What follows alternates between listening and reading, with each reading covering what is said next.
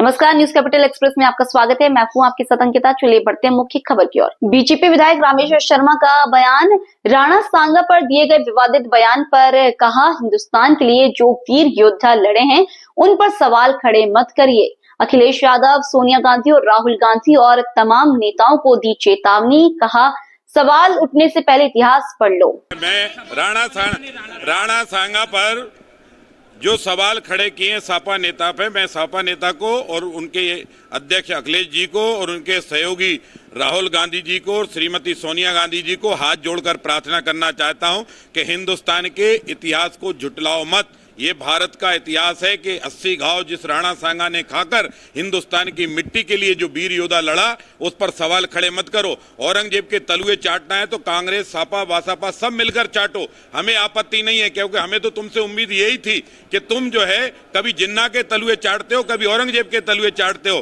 पर भारत के स्वाभिमान को, भारत के शौर्य को चुनौती मत दो। राणा सांगा देश का सूरज है जिसकी चमक में आज भी हिंदुस्तान जी रहा है और स्वाभिमान के सर उठाकर खड़ा है। राणा सांगा पर सवाल नहीं है, सवाल तो तुम्हारी बुद्धि पर है। और इसलिए मैं पूरी सपा, बासापा, कांग्रेस सबसे प्रार्थना करना चाहता हूं कि थोड़ा भी हिंदुस्तान का अंश और तुम्हारे अंदर खून हो तो राणा सांगा से और देश की जनता से माफी मांगो। सूरज पर थूकने से सूरज पर नहीं थूका जाएगा, ये थूक उल्टा तुम पर ही गिरेगा। तुमने बहुत बड़ा अपराध और पाप किया है राणा सांगा पर सवाल खड़े करके। कांग्रेस प्रदेश अध्यक्ष जीतू पटवारी का बयान। बीजेपी विधायक चिंतामणि मालवीय को नोटिस देने के मामले पर बोले जीतू, मोहन सरकार पर भूमाफिया का कब्जा। मोहन सरकार में हर तरह का माफिया सर चढ़कर तांडव मचा रहा है।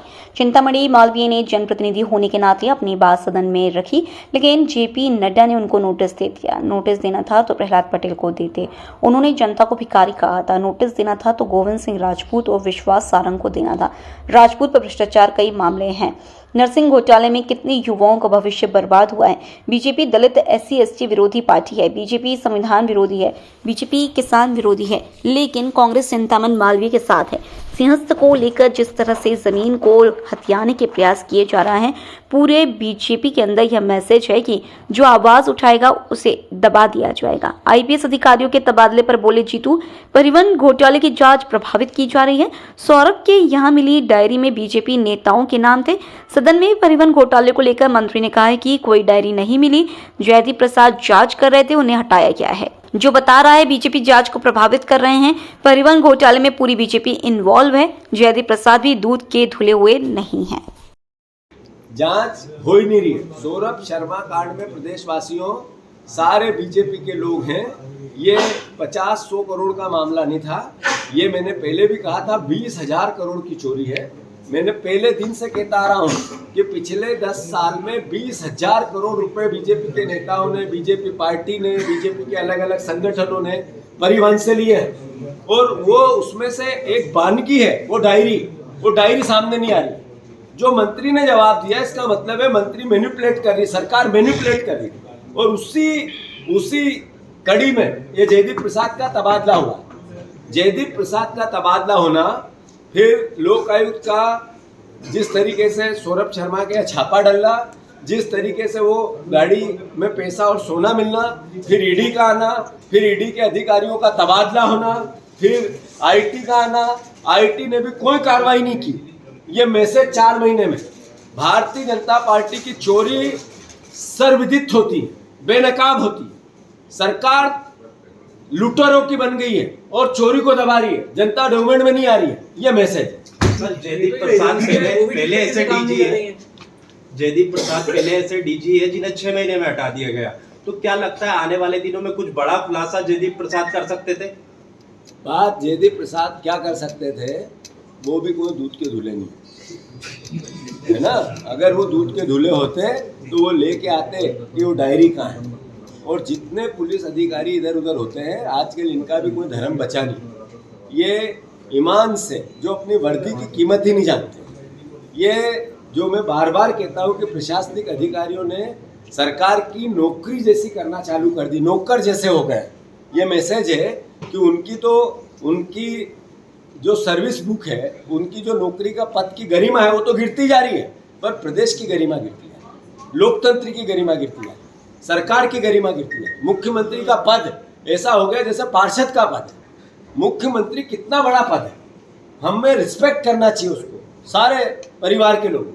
उसका कार्य व्यवहार पार्षद जैसा हो गया। दुख है, लोकतंत्र की इतनी गरिमा गिरेगी मध्य प्रदेश में, इसका एहसास नहीं था। लेकिन माना तो ये आ रहा है कि लोकायुक्त डीजी का जो ट्रांसफर हुआ वो इसलिए हुआ कि ढील रवैया रहा, 4 महीने कोई कार्रवाई नहीं की सौरभ शर्मा वाले मामले में, तो खाते की जानकारी भी लीक हुई थी। बात यह है कि डीजी पहले किस पे, इंटेलिजेंस पे थे, मुख्यमंत्री को रोज रिपोर्ट करते थे, वही वहाँ गए। फिर उन्होंने डायरी थी, सर्वविधि थे, सब अखबारों के डोमेन में है, डायरी के फोटो विजुअल आए थे। फिर मंत्री ने कहा डायरी नहीं है, मंत्री को कैसे पता चला कि डायरी नहीं है? फिर लोकायुक्त की टीम ने सौरभ शर्मा को पकड़ा इसलिए कि 5 दिन रखा, समझा दिया क्या है, आईटी को बोलना है, क्या ईडी को बोलना है। क्लियर है कि टोटल चोरी हो रही है और 20,000 करोड़ की चोरी है, छोटी मोटी चोरी नहीं है। और पूरी बीजेपी के लोग इसके पीछे है, कोई रोक नहीं सकता। जिस दिन सरकार पलटेगी सब जेल की सलाखों में। अब जांच किससे कराया? 5 एजेंसी पता नहीं करता किसका सोना है। यही नरेंद्र मोदी का नया भारत है, ये नरेंद्र मोदी का नया भारत है जिसमें बीजेपी चोरी करे और गंगा नहाए और बाकी लोगों को उन्हीं एजेंसियों से यातनाएं मिले। धन्यवाद। तो वहाँ पे किसानों को जेल भेज दिया गया, कल की घटना है। नहीं, बात यह है कि अनिल जैन का पुतला जलाना और किसानों को जेल भेजना, कल की डेट में 10 जगह किसानों को जेल भेजा गया। मंदसौर में भेजा गया है, उज्जैन में भेजा गया है, जावरा में भेजा गया है, यही इंदौर में भेजा गया है, कल की डेट में बुधनी में भेजा गया है। कल 10 जगह किसानों को जेल भेजा गया है। इस मोहन यादव सरकार की बिना बोलती हुई, बिना घोषित की हुई इमरजेंसी चल रही मध्य प्रदेश में। मतलब कोई बोलेगा तो हम दबाएंगे। ये कांग्रेस के विधायकों पे, इन पे केस करना मैसेज क्या है? ये मैसेज है कि हम दबाएंगे, डराएंगे, दलित को डराएंगे, जनप्रतिनिधियों को डराएंगे, विपक्ष को डराएंगे, पत्रकारों को डराएंगे। अभी 50 से ज्यादा पत्रकार अलग अलग तरीके से कहीं मुकदमे झेल रहे हैं, कहीं जेल जा रहे हैं, कहीं मारपीट हो रही है उनके साथ। पुलिस, इनका बेखौफ आतंक कितना। आज भी एक पुलिस वाले को मारा गया, आज अखबारों की खबरें हैं। रोज पुलिस पिटती है, रोज पुलिस पिटती है। ऐसा कोई प्रदेश देखा आपने इससे पहले? ये मध्य प्रदेश। पहले बरैया जी पूरी बात कहेंगे, बरैया जी पूरी बात भैया एक सवाल पूरी सरकार ने, मोहन यादव जी ने निर्णय लिया कैबिनेट में कि सहकारिता विभाग के चुनाव नहीं होंगे। ये हत्या हो रही है सहकारिता के जो मूल मंत्री, जो जनता द्वारा निर्मित संस्थाएं थी, जो किसानों द्वारा निर्मित संस्थाएं थी, 5000 कोऑपरेटिव सोसाइटियां, उन पर अब सरकार इनडायरेक्ट कब्जा कर रही है, जो जनता की है, जो उन सदस्यों की। मैं मानता हूँ इसकी कांग्रेस निंदा करती है।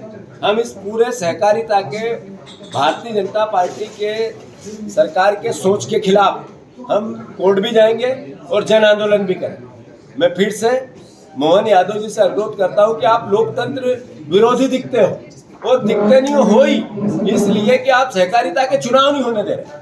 सहकारिता के चुनाव कराओ, किसी पार्टी के समर्थक बैठे पर वो संबंधित संस्थाओं के सदस्यों से चुना हुआ तो हो। ये लोकतंत्र की खिलाफत करने की हम निंदा करते हैं और कांग्रेस पार्टी इसको लेके कोर्ट जाए। मालवीय को लेकर आपने कहा कि उन्होंने जनप्रतिनिधि का काम किया, इसलिए उनको नोटिस दिया गया, कांग्रेस उनके साथ खड़ी है। आने वाले समय में उन पर अगर कोई कार्रवाई होती है तो कांग्रेस के दरवाजे खुले हैं उनके लिए?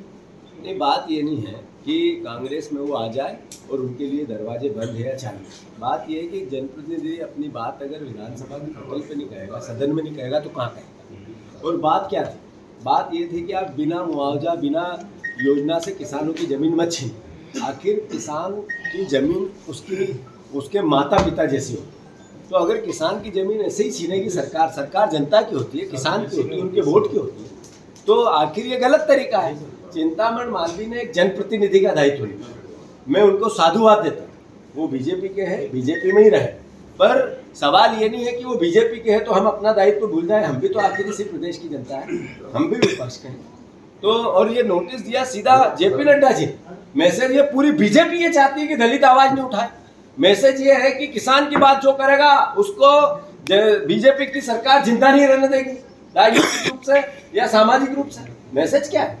क्या लगता है बीजेपी में कोई भी आवाज उठाएगा तो ऐसा नोटिस दिया जाएगा? मैसेज तो यही है, बीजेपी के लोगों को समझा दिया गया है कि चिंतामण मालवीय ने सही आवाज भी उठाई बीजेपी सरकार के खिलाफ, वो बीजेपी को सहन नहीं हुई है, बाकी लोग चुप हो जा।